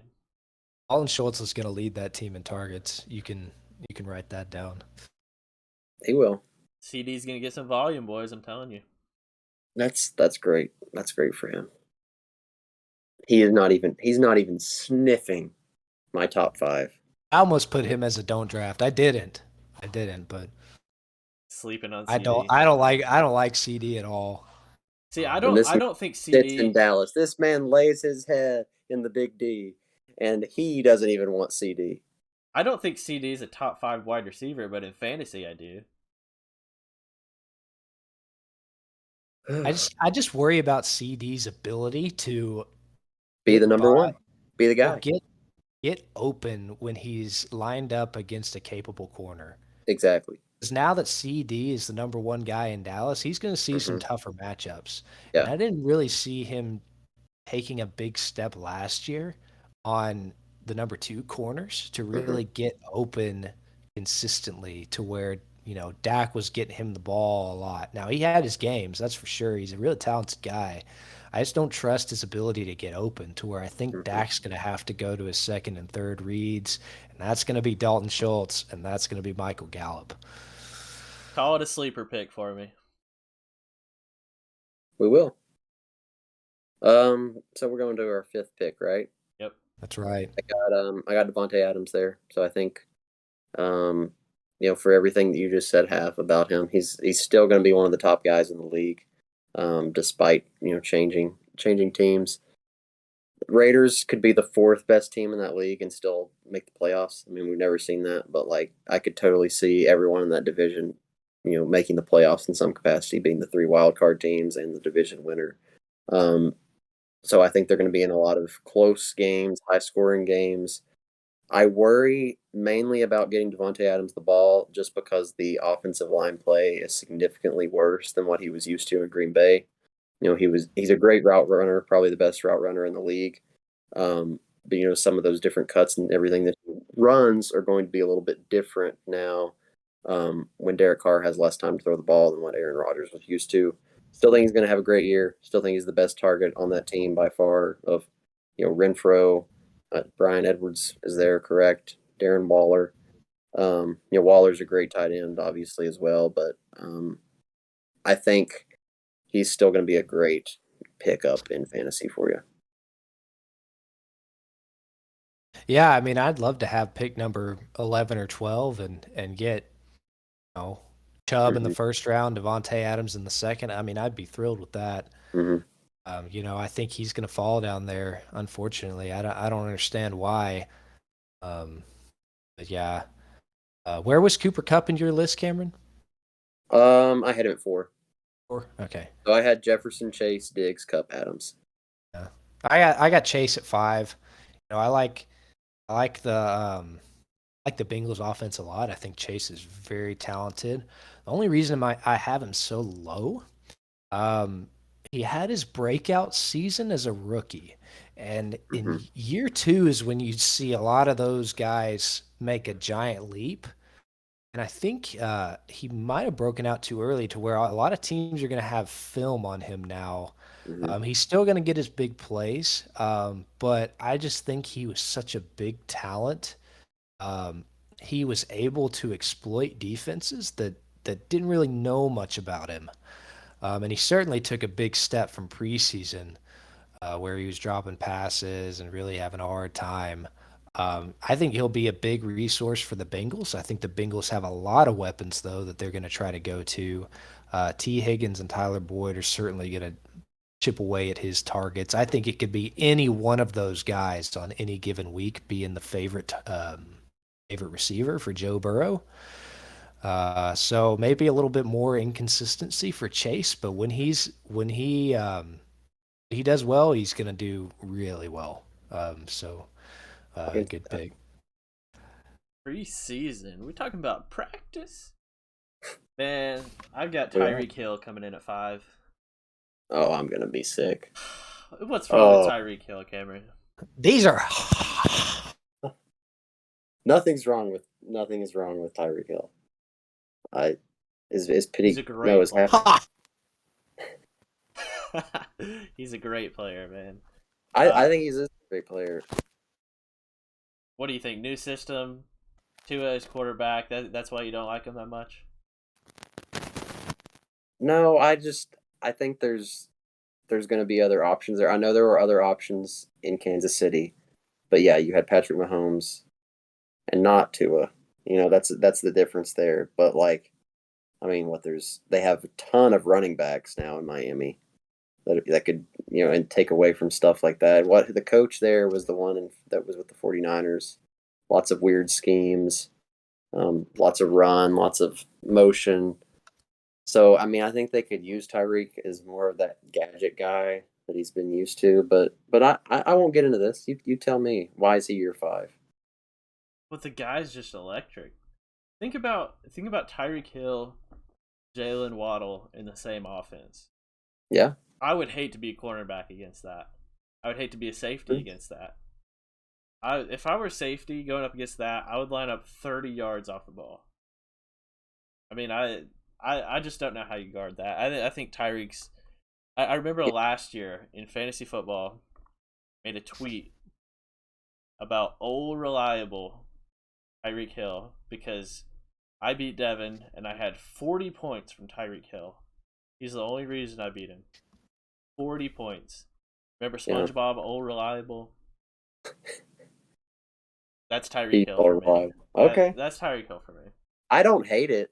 I don't hate it. I don't think he's in the top 5. I think that's a bold prediction. I think that's a high risk, high Hmm. reward That's kind of the player he's been though, type even with of analysis. City. Yeah. Yeah, I really think two is a big step down to where Tyreek Hill made a lot of his money on just getting behind safeties, and And just running for the ball. Yeah. Patrick Mahomes could get it there, and I don't think Tua has the talent to do that. Throw it up and let Tyreek run under it. If anything, I think you're going to see Tyreek more underneath, like right behind the linebackers, trying to get him Hmm. in open space. To I can me, see, that means more volume. Yes. I Yes, see that, I I see agree. that, and that's a great reason to put him in your top five. I see Tyreek getting double teamed a lot, uh, Hmm. to where you've always got a safety over him. They're going to have to pay attention to Waddle. I think a lot of the targets are probably going to go Waddle's way. Yeah, I I mean, think remember last year Waddle, broke the rookie record for receptions, right? I mean, think so. Yeah. yeah, he was constantly being targeted. It's maybe 5 yard passes out in the flat, but And that's a guy that's that doesn't still have a to lot. worry about being the number one guy on his team. He can kind of play to his strengths, get open, and I think Tua is going to get him the ball. I like Gesicki too, Hmm. as a guy who's going to get targets. I think Tyree could be the guy. I just think there's a lot of risk there. I'm telling you, they got a huge running back room too. So there's lots of stuff Yeah, moving they parts. got Chase Edmonds. Hmm. A Chase lot of Edmonds, risk for a lot of reward. Raheem Mostert, Miles Gaskin. All right, let's move on to tight end. We're going a little long, so I'm just Hold gonna on, give you. I got an You honorable got an mention honorable for mention. Let's hear it. I He got an would. honorable mention for He wide would. receivers. Another guy who just got a massive contract and is also getting a step forward in quarterback play, Deontay Johnson. I mean, this is a talented guy. Target machine. Target machine. He's not. I mean, he can be a deep threat. I think that's going to be more Chase Claypool and maybe even George Pickens. I like Deontay to just be that consistent guy to get 10-yard digs and those curl routes that Mhm. Kenny Pickett or whoever the quarterback back there is just going to be their safety net. And Deontay, I mean, he just got a new contract. He's feeling good. I mean, he's not an old. He's still a young player. I like him a lot. I'd be happy if I ended up with him. You got That's any more fair. honorable mentions? Hope that was it for wide receivers. All I right, got some dark horses, but I'll get into those later. I hear you. Same. All right, we're going a little short on time, so I'm gonna give you my top five tight ends in order, just right here, right now. I've got Travis Kelsey at one. I have George Kittle at two. I have T.J. Hawkinson at three. Got Kyle Pitts at four, and then I have Mark Andrews at five. What do you guys think? I don't like Kittle. I Uh, don't like Kittle. what do you have against Kittle? Um, I don't he, know if his quarterback's going to be able to get him the ball. yeah, I just there's injury history there. There's the quarterback situation. Uh, Debo Samuel eating up touch. yeah, a run dominant team. I like pretty much everything else. I don't have Kyle Pitts in mind, mainly because you know the Atlanta's going to be terrible. I Yeah, hate the Falcons. I Yeah, mean, that's a horrible Marcus team. Mariota, a broken down, like one-legged Marcus Mariota is going to be the one trying to get him the ball, and yeah, he's the only option. I mean, Calvin Ridley's out for the entire year. He had Um, rookie Drake London. yeah, I don't know how good he is. I didn't really see a lot out of him in college that made me think he should have been the number one wide picked wide receiver. Yeah, receiver in the draft. he has the size and speed and everything. But yeah, I mean, Kyle Pitts is a specimen, but I think he's just on a bad team. I think everything else is good. Um, I'll go ahead and go with my five, unless Half has anything else to say about Oh, Pitties. go ahead, buddy. I have Kelsey. I think he's the easy number one. He's definitely going to get even more targets this year without Tyreek being there. I have Mark Andrews number two, mainly going back to what I said about Lamar earlier. I think Mark Andrews is going to be, either his number one or number two option. He's just super great tight end, runs great routes. Good in the run game too, and can kind of sneak behind the defense there. I've Dalton Schultz at number three. I think he's going to be a very, very big targeted tight end this year. Kind of what we were talking about when you mentioned CD Lamb. I think Dalton's going to be the guy on this team, especially in the red zone. Last year he took a lot of red zone targets away from Amari Cooper that I was always upset about because I had him. Then I got four, Darren Waller. I think he's going to take a little bit of a step back just because the Devontae Adams effect. But like I mentioned earlier, they're in a division that's going to be high scoring, a lot of close games. So in that way, he's still going to get some targets, and I can see him getting some red zone production. And I'm sticking with my Lions bandwagon here for whatever reason. TJ Hawkinson. I think he is a guy that can definitely get a lot of red zone touches, a lot of volume. We talked about Jared Goff earlier, the check down king, either DeAndre Swift or TJ Hawkinson. So that's why I'm putting him at five. What do y'all think? Yeah, I like Hawkinson. I think he's got a lot better of a situation this year now that some other guys to go to. I Mm-hmm. think he just got creamed last year by you know everybody looking at him as soon as the ball was snapped. Caused a lot of injuries for him. I think if he can stay healthy, he'll be a consistent guy. yeah. Uh, I like Waller. He would probably would have been my honorable mention at number Mm-hmm. six. He Good player.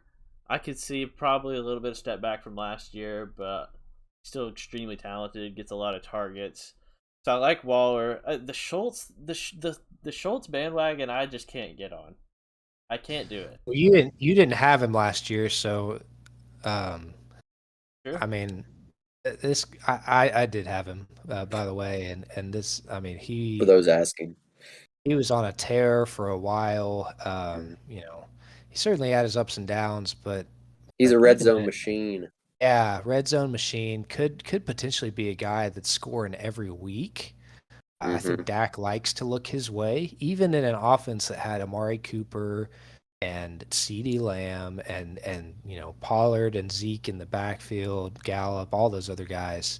Schultz got a lot of production, and they're running out of options now. They're getting rid of them, so I think Hmm.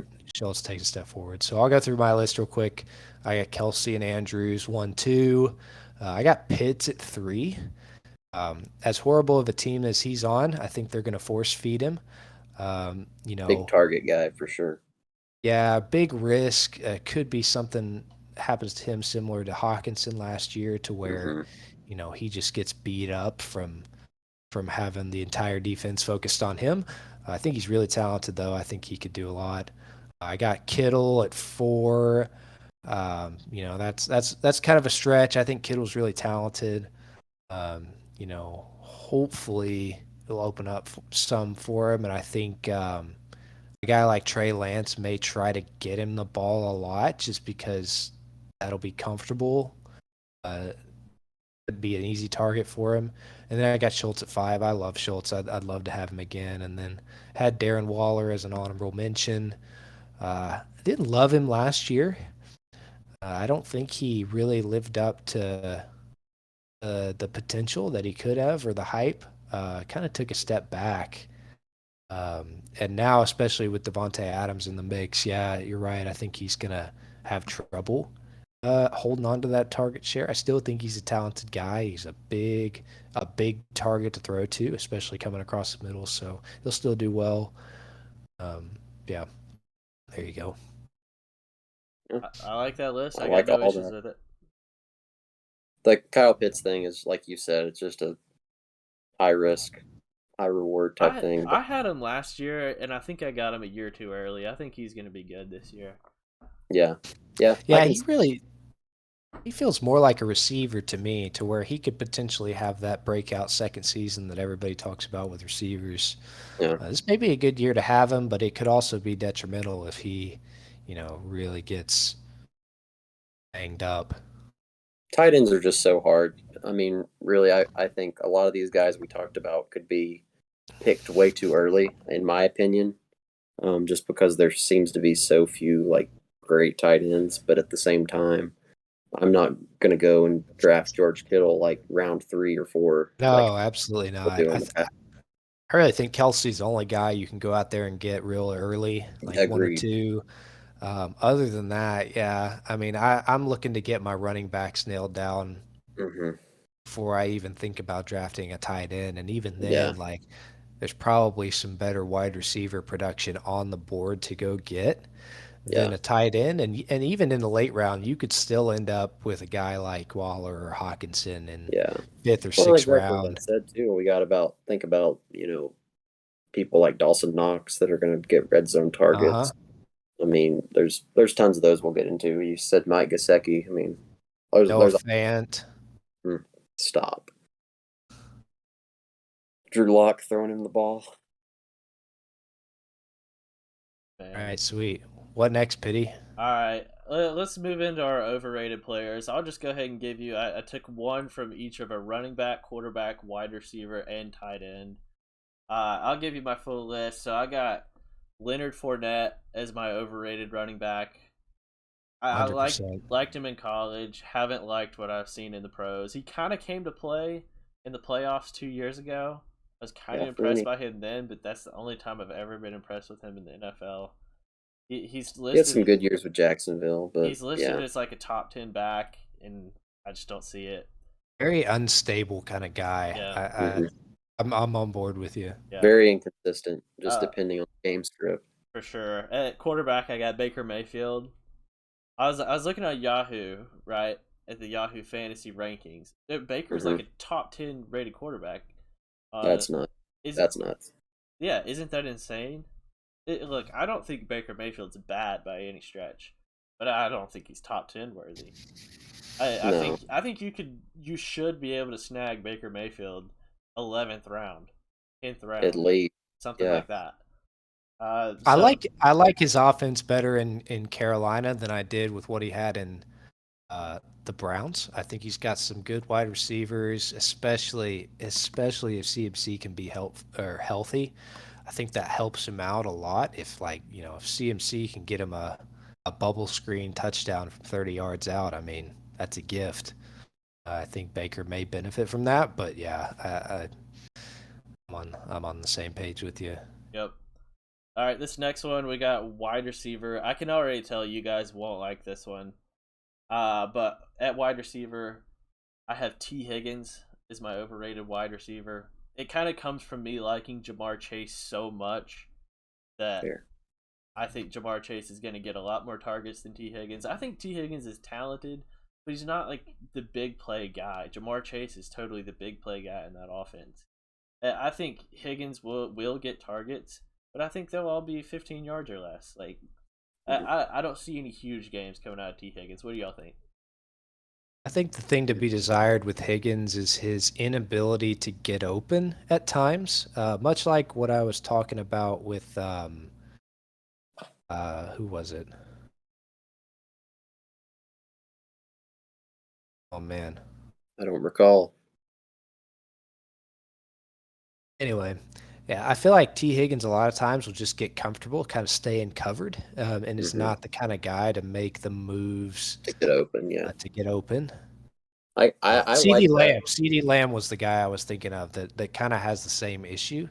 Hmm. So there will be games I think that T Higgins will have, but also the games where he'll be invisible, and Hmm. I think that's happened too many times for him, and especially now with a guy like Chase, who's going to take a big step forward as being the number one guy. Higgins may take a back seat, and Boyd may even be a guy that's looked at more often than Yeah. Higgins. Yeah, I like that pity just because we've seen that happen so much. I feel like Adam Thielen taking a backseat to Justin Jefferson was an example of that. I know, before with Seattle, it was just a toss up between if it was going to be a Lockett game or a Metcalf game. Yeah, It's just like when there's two wide receivers with similar skill sets, but also just like you don't know where they're going to be at. I mean, Robert Woods and Cooper Cup were drafted like right next to each other as well. So like that just tells you how like variable it can be. yep, Yeah, and for those of you who may be watching this, wondering if you should take T. Higgins in the fourth round or whatever as your wide receiver too, I think he'll probably get some good production. And it seemed like Hmm. last year I had him, and the games where I sat him, he'd have 30. The games where I'd start him, he'd have 5.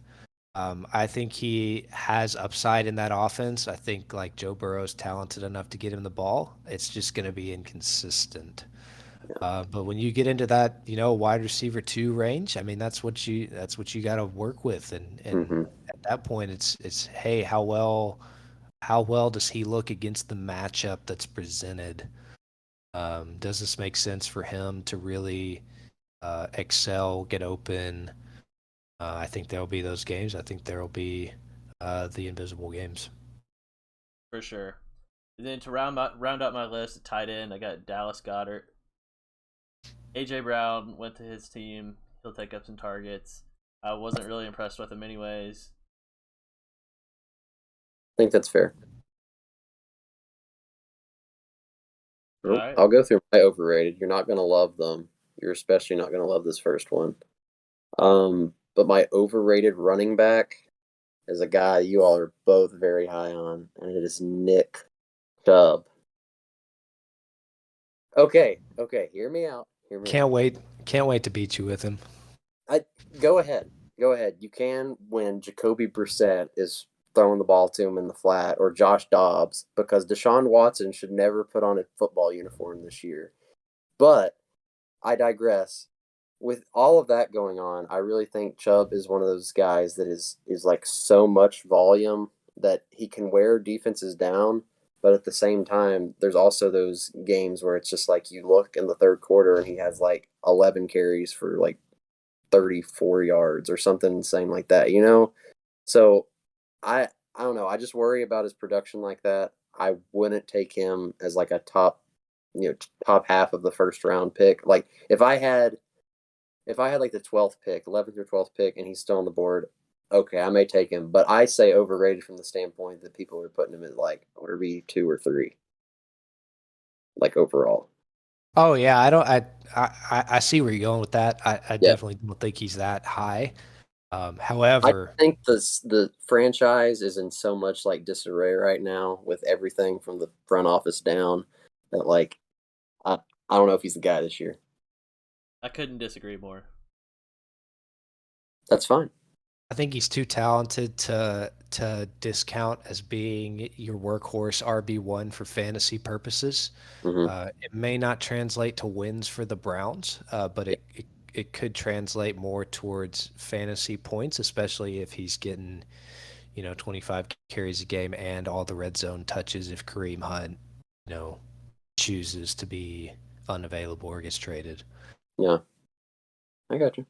I see where you're going though. I Go hear ahead. I hear you. I think there's a lot going on in that situation right now for him. Next guy, you're also not gonna like this, but I have my quarterback overrated is Kyler Murray. Another noisy situation going on right now. Okay, thank you, I like Pitty. it. I like it. Um, DeAndre Hopkins is suspended the first 6 games of the year, correct? That's correct. So his number one guy is out. I know that happened towards the end of last year as well. With him not being there, I just think what we saw in the playoff game against the Rams. I'm not discounting everything he's done in his first few years in the league, but that is his floor. Like his floor is really really low. I know he has a super high ceiling too. He has the run upside, but in that division with their defense, everything else going on. Like I said, it's not a great division, but they still got to face the Rams twice a year. I don't know. I don't love it. I don't love the weapons. Christian Kirk's gone. Um, so number one wide receiver the first half of the season is going to be 5'7" Rondell Moore, who is good. I like him, but You got um, Hollywood Brown too. you got Hollywood Brown, who I was never. Zach Ertz. We haven't even talked about Zach Ertz. I mean, that's a good tight end right there too. It is a good tight end. I think they're another team that there's always just a lot of noise. I don't think Cliff Kingsbury's a very good coach from a schematic standpoint at this point in his career. So Kyler Murray, I would not be taking him towards the top of the quarterbacks. That's just me. Um, my wide receiver overrated. You're also probably not going to love this. But DJ Moore, Baker Mayfield's going to be the guy tossing him the ball. I think I've seen and kind of what Pitty said. You we see Baker Mayfield listed as like top 10. That has DJ Moore being like a top 15 at least wide receiver, top 10, top 12 wide receiver, which is nuts to me. Like talk about a low floor. I mean, that guy. I remember last year. I know it was Sam Darnold, or Bridgewater, but there was times that he wasn't targeted. I mean, literally, like it was Robbie Anderson had 3 catches for like 70 yards because there was a one long one, and then DJ Moore had like nothing. And if McCaffrey is somehow healthy back in the mix, I don't think it's going to be good for DJ Moore either. I I That's a just good I don't point. love it. I don't love him there. So what are I y'all's thoughts I on that? I totally agree. I like where you're going with that. I No. think I think if there's anybody in that offense that I would consider drafting, it would be him. Mm-hmm. I'm not gonna break my back to get him unless he just falls super far. Yeah. I think he'll be their number one guy, and I think Baker is mediocre, Mm-hmm. middle of the road kind of arm.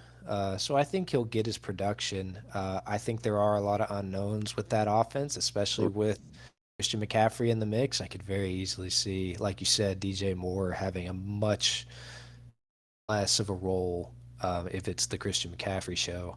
Yeah. Oh, Uh, definitely. I just think that could be a potential looking at the quarterback situation there. And then my last guy that I have is overrated. You all are going to love this based on what you had in your tight ends, George Kittle. All right, the injury potential. They use him as run blocking. I saw some guy the other day talk about George Kittle being like one of the best tight, the best tight end in the league. Like was ranking him above Kelsey. I'm like, that's insane. I mean, how can you do that when Kelsey's putting up literally wide receiver, like best wide receiver of all time, Jerry Rice type numbers? It's insane to me when Kittle really hasn't done anything from a wide receiver standpoint in like 3 years. Okay. Trey Lance, if he's going to be the guy there, how far is he going to be able to get the ball down the field to him? I think Kittle is a guy that could get some volume, but for where he is going in like mock drafts and stuff, it is way, way too high. I think it's because what we talked about is that there's so few of like great tight ends in a lot of people's eyes. They see the names Kelsey, they see the names Kittle, Waller, and they're just like, oh, I got to get that guy in like the fourth round. And I just think that's far too high for a guy like Kittle that could literally have a game or multiple games in a season where he has like 2 targets. Yeah, I think the key with those guys, especially the tight end position, is value. Mm-hmm. How low can you get a tight end and still get production out of him? I think that's the Yeah, game you play with that position. consistent production. Yeah, Yeah, because and I mean, Kittle will have games. Kittle will have some games where I'm sure he has like 6 or 7 receptions, 80 yards, and a touchdown. Like he could even have crazy. that 12 to 15 catch Mm-hmm. game that he tends to have Yeah, every yeah. so often. But then on the other end of the spectrum, there's the floor that's super low. Yeah, great point. I like Kittle. You would have. All right. Yeah, so I like the way that you went in the direction that you went, Cameron, with the overrateds. I think those were a lot of guys that, you know, could have been first, second, third round guys in a lot of drafts, and here you are saying that they're overrated. I went a little bit of a different route. I have a don't draft list. Mm, 1 to 2 guys for each position where not only are these guys overrated, I'm staying away from them completely. And here are those guys. So at running back, I really would say don't draft Ezekiel Elliott. Um, the guy, in my hard, opinion, yes. hasn't he hasn't really been in it the last couple of years. I haven't seen the fight in him. Gets some, little nagging injuries. Not really big production like we saw of him in his first several years. And man, is Tony Pollard knocking at the door. I mean, I think if Mm-hmm. anything happens, Pollard slides right in there and takes his job for good. Yeah. I just think there's a lot to be desired with Zeke, and those of you who have drafted him the last couple of years, you know exactly where I'm coming from. It's a trap. Don't buy into the Zeke hype. I think this guy is on his way out, and Pollard is the new face in Dallas. I hope that Pollard somehow becomes a starter sooner rather than later. I like it. At wide receiver, don't draft AJ Brown. The guy is carrying a lot of drama with him as far Mm-hmm. as the way in which he left the Titans, his contract demands. I think he's very talented, that's for sure. I think he's got a little bit of a big head coming into a situation that is not the most ideal for him. Yeah, he got paid, but Jalen Hurts from a quarterback passing perspective is not the strongest. So even if Brown is targeted, it may not turn into receptions. I Yeah. could see him being a 50% target to catch rate. Devontae Smith is going to take some of those targets. Jalen Yeah. Hurts is going to run the ball a lot. I really hate AJ Brown with the Eagles. It's good for Jalen Hurts' productivity, but it's not good for AJ Brown. I'd stay away from him. I have a second don't draft. I have Debo Samuel. A lot of drama around this guy too, and Mhm. I don't really think that his situation on the Niners is going to change that much. I still think Kyle Shanahan is going to try to use him as that, second running back type guy, to where he may not even get a target in a game, and all of his production is going to come from rushing the ball. It's a lot, really inconsistent. May get some touchdowns, on goal line run looks. I just don't like him at all. Got some injury potential there because he doesn't have the body of a NFL running back that's going to get bruised Yeah, and that much. they're gonna use him up. So stay away from those guys at wide receiver. At quarterback, I'm gonna say stay away from Trey Lance. Um, you know, For sure. there's a lot. I mean, we don't know yet really what Trey Lance is capable of. In his limited reps last year, I really didn't like what I saw. Mhm. I think he's indecisive. I don't think he has the rushing upside like a Mahomes or Kyler Murray.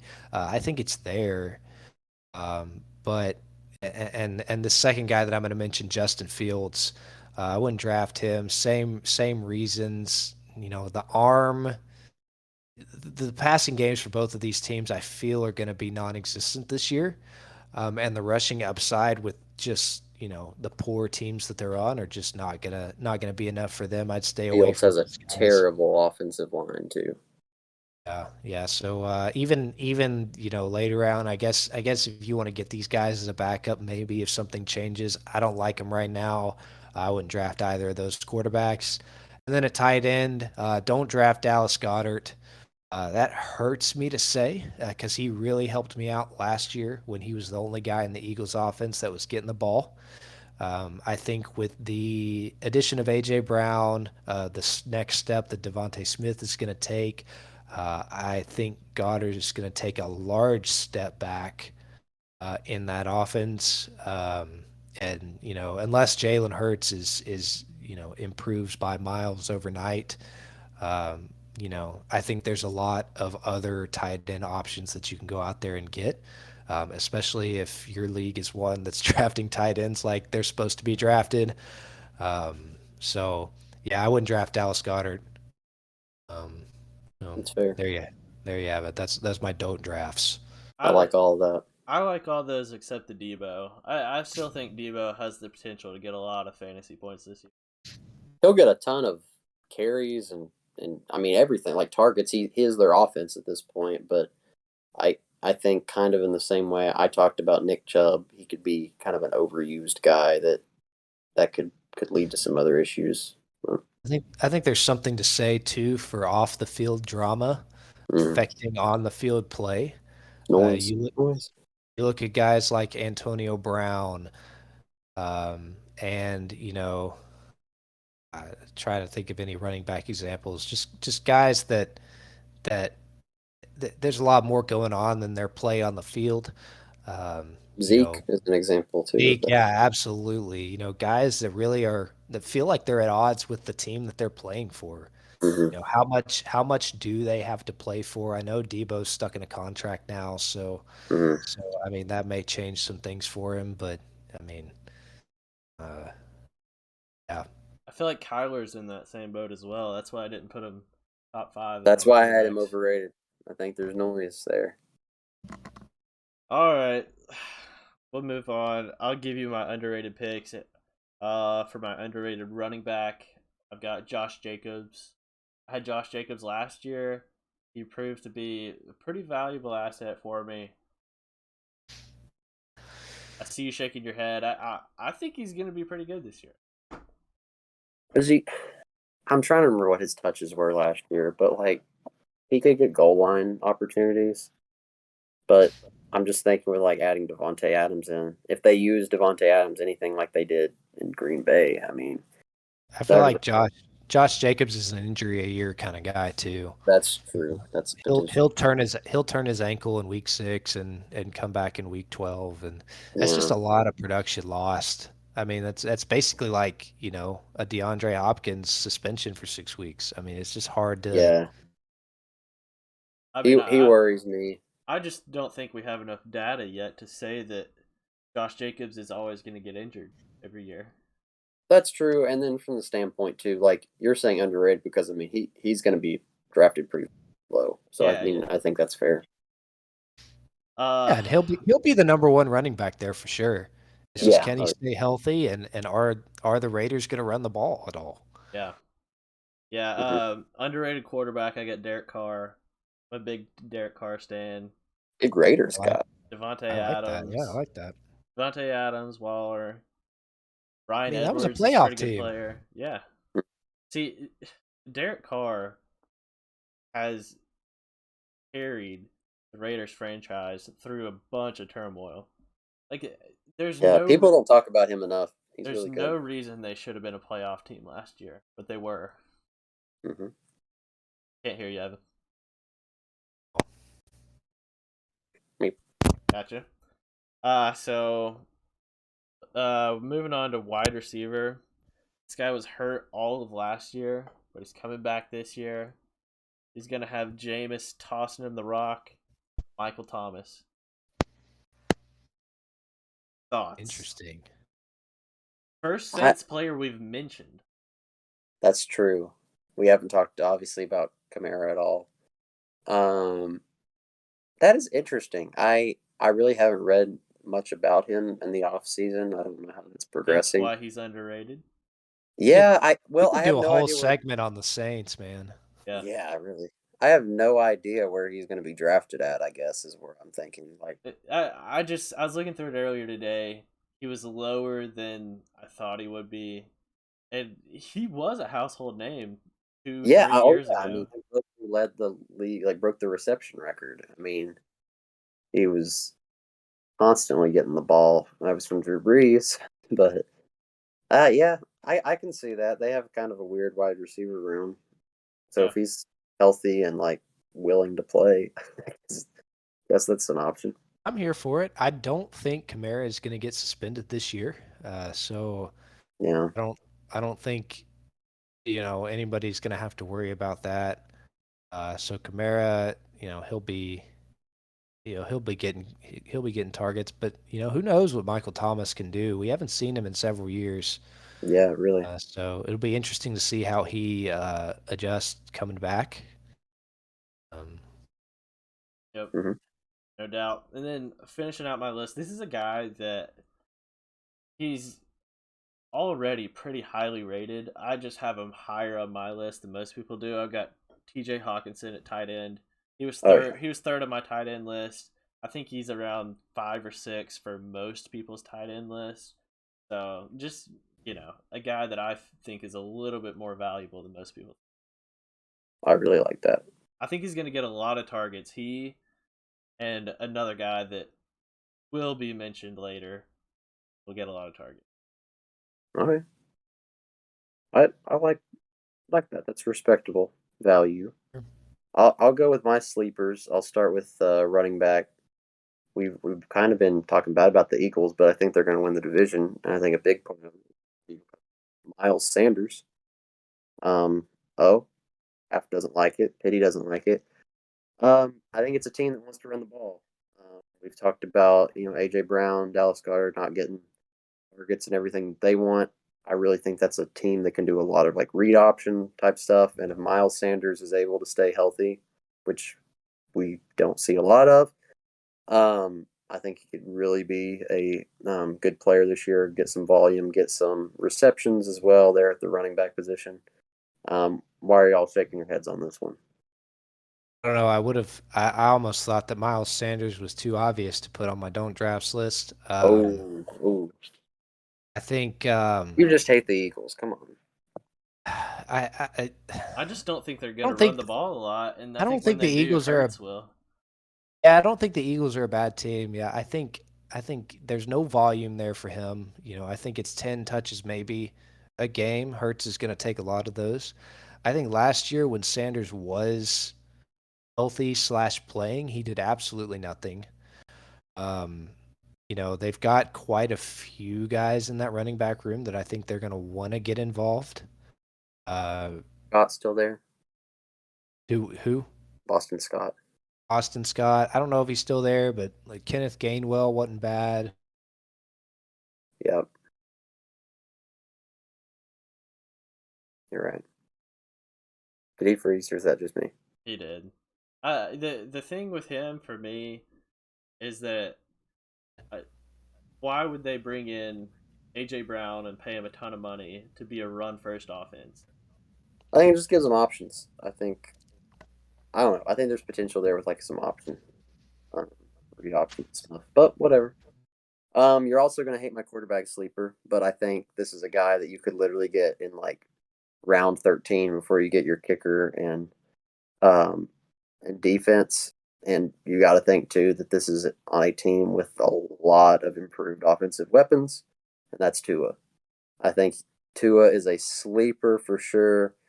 Not as mobile as even he was in college, so I don't think you're going to get running upside. But I think with gadget guys like Waddle, like Tyreek Hill, like Cedric Wilson, all of the huge running back room they have, Mike Gesicki, he's going to have options to throw underneath and just get it in the playmaker's hands to make things happen. Like he's not going to be Patrick Mahomes throwing 60-yard bombs and Tyreek running under him, but I still think he can have not similar production, but at least comparable to what we saw out of the time that Mahomes had with Tyreek Hill. So I think Tua is a big sleeper on a much improved offense. I don't mind that one bit.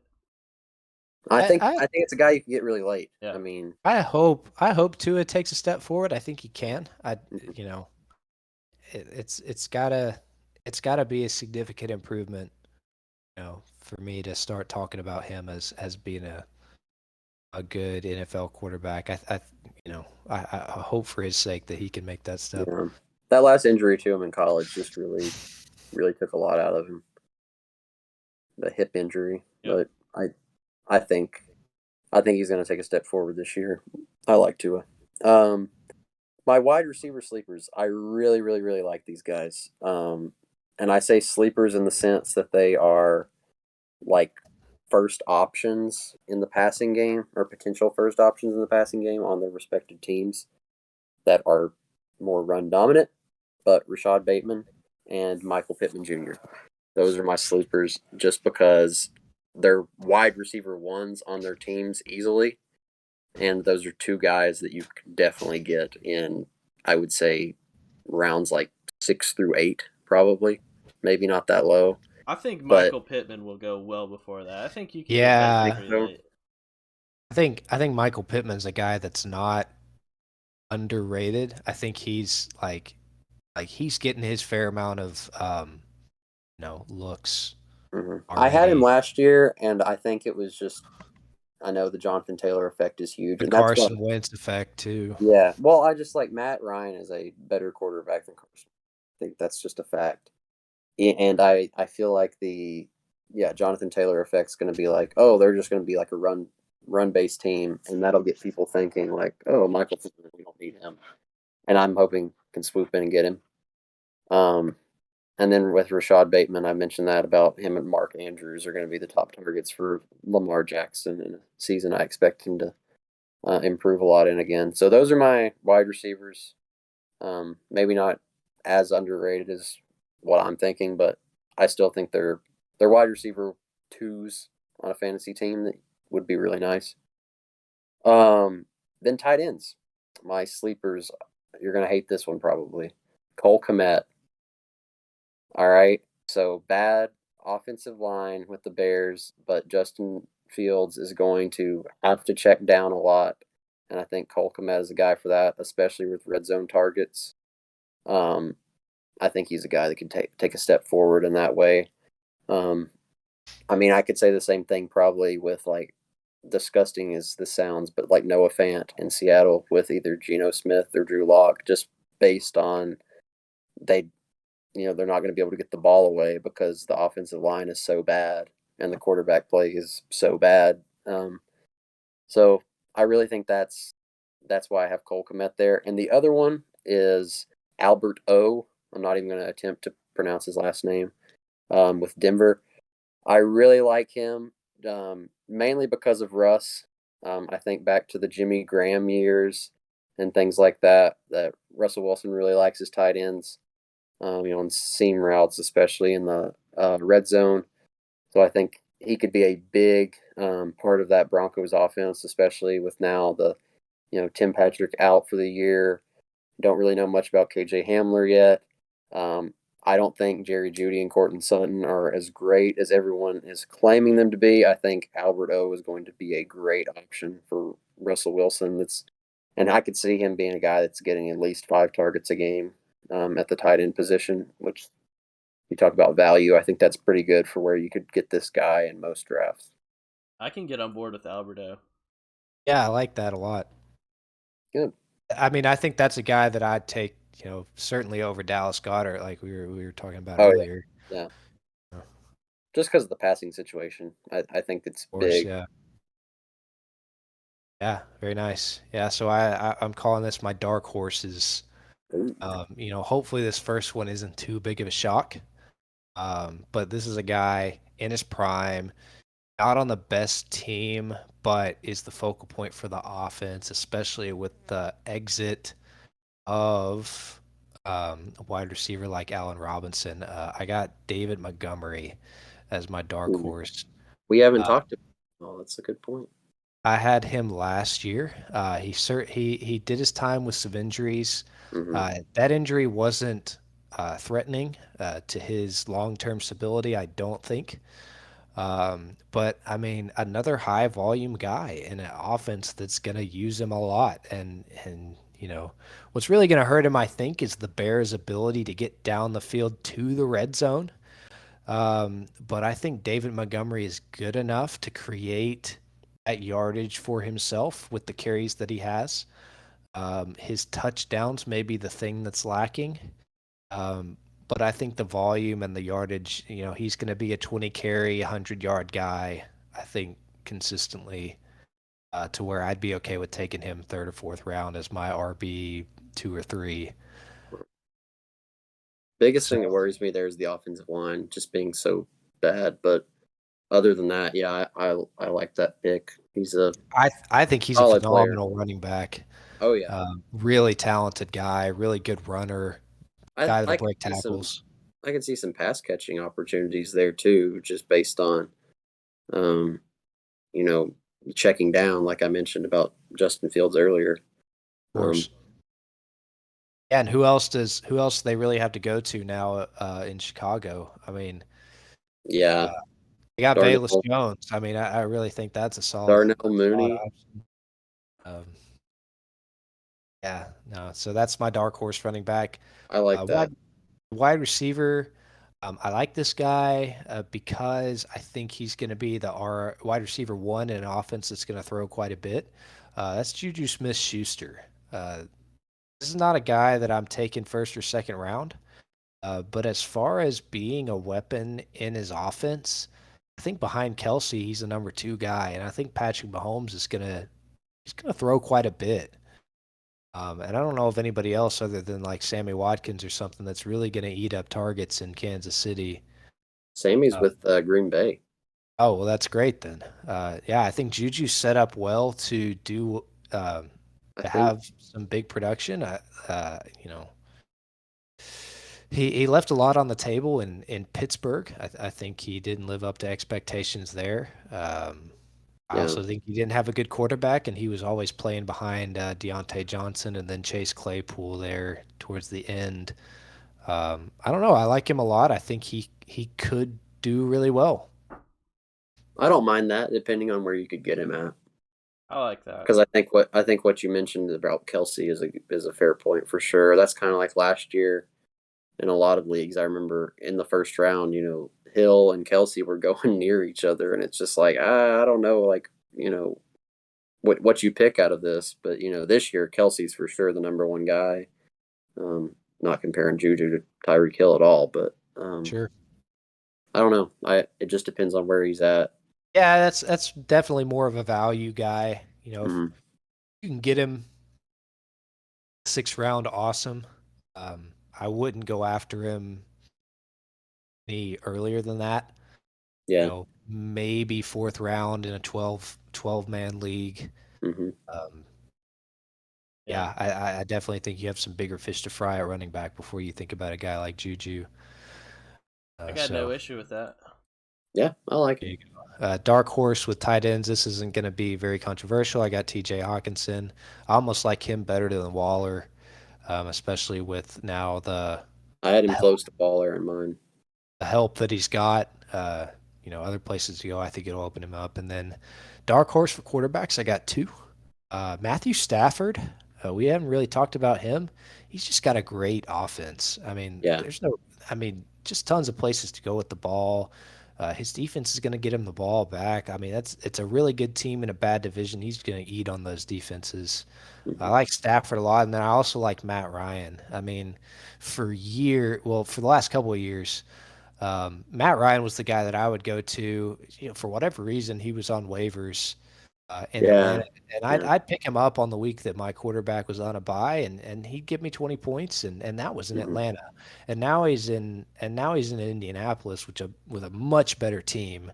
Hmm. He's got some really good weapons there, and he's getting older, but I think he's very seasoned. He's a smart guy, and he's probably gonna have some good touchdown production on the season. Maybe may not be a high yardage kind of quarterback, but certainly some touchdowns for sure. Yeah. Um, because I, that's an offense that's gonna move the ball. I don't mind that. I mean, I think the thing in the past few years in Atlanta too has been really bad protection, but Indianapolis has one of the best offensive lines in the league I from a think, pass blocking standpoint. So I think that'll help a lot. Is yeah, giving. I think if you end up punting at the quarterback position and end up with Matt Ryan, you're probably Mhm. gonna do all right, because Yeah, that's probably saying that you went big on some other positions, which I would that's certainly yeah. recommend prioritizing running back and wide receiver. And if you can end up with a guy like Matt Stafford or Matt Ryan, um, good for you. Well, like I Uh, said last year, I got Brady in like round 10 or 11, and he ended up being easily a top five. Like I mean, there it's still okay in fantasy purposes to get a statue at quarterback. Essentially, if they're going to sit back there and throw 40 times a game, it's going to work out well for you in fantasy, even if they never get out of the pocket. yeah, absolutely. Yep. So those are my dark horses. I think we can move in. Do we have one more segment? The Yeah, I just have one value guy. This is a guy that I think will go later rounds. Happens to be a wide receiver. I mentioned Hmm. T.J. Hawkinson earlier. This guy plays on the same team. I think these are going to be the 1 and 2 on the Lions. We're going DJ Chark. Thoughts? I thought you were going him on St. Brown right there. Hmm. That man took DJ. off at the end of last year I think St. Brown's a better receiver in that room. However, I don't dislike it. I because you think could it's get Shark really late. That's true. really Yeah. late. That's for sure. And I mean, if yeah, I mean, if the Lions can figure something out and Jared Goff can play somewhat decent, which can be a lot to ask for at times, but you could have a two wide receiver situation there where both guys are getting production. Yeah, I Good like it. Good. val good value guy. Yeah, yeah, really, really, Solid value. yeah, for sure. Yeah, so I got a couple of those guys. Before I kind of go into the real values, I want to give this guy a shout out. I already kind of have alluded to this guy, but if you can get him, I think there's just a lot of upside here and a lot of potential for this guy to break out. It's Tony Pollard. He's truly the best running back in my opinion in Dallas. If Zeke for whatever reason gets injured or whatever, like Tony Pollard's going to be a top five running back.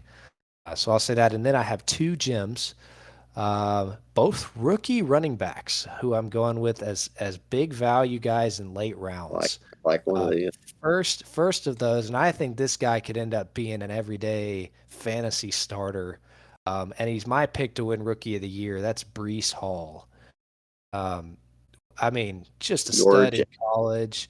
I think the Jets are actually going to be an improved team. Not the best, and certainly no competition to the Bills. But I think they finally got a guy who can be that 2 to 3 down running back for him. Hmm. He is a rookie, so he's got some things to learn. But I mean, all the signs are pointing towards this guy having a big year in his first year. So I like Brees Hall a lot. And then the other one is Kenneth Walker. I think there's just absolutely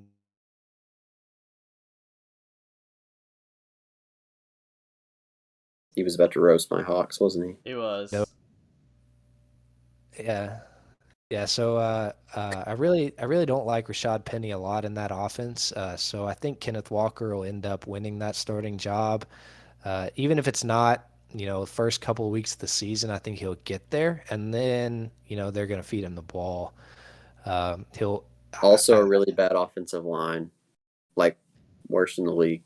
yeah. Recently. So yeah, certainly not expecting any kind of monster season from him. Hmm. I think as far as value goes for the draft, he's a guy that you could look to get late, Oh yeah, as like a bench stash, potentially. Seattle's put out some pretty good running backs, and I think they like to run the ball. I think Pete Carroll's an old school kind of guy, so he may get his touches and see some fantasy production. I like that. Yeah, those are all good sleepers. I think. You have any others Oh, or that's it. value? I have one value guy that you all are most likely going to shut down. It's about a team that we haven't spoke about, um, for obvious reasons and fantasy purposes. But that is Damian Harris of New England. I really feel like that. I mean, that's a running back by committee for sure up there. I mean, I know last year there were numerous games where I think Stevenson was the guy, but I think Damian Harris is a running back on a team that, much like what we said about Pete Carroll, Bill Belichick likes to run the ball. They have a good offensive line. Mac Jones is limited with his weapons up there. I think Damian Harris is a guy that gets a lot of touches that not a lot of people are thinking about. I like it. I'm I not huge on Damian Harris. I mean, I yeah. think if he Yeah. I falls mean, pretty if he falls to me, low, like he fell to me last year, like I mean, I got him probably close to around 10. It was probably like 8 or 9.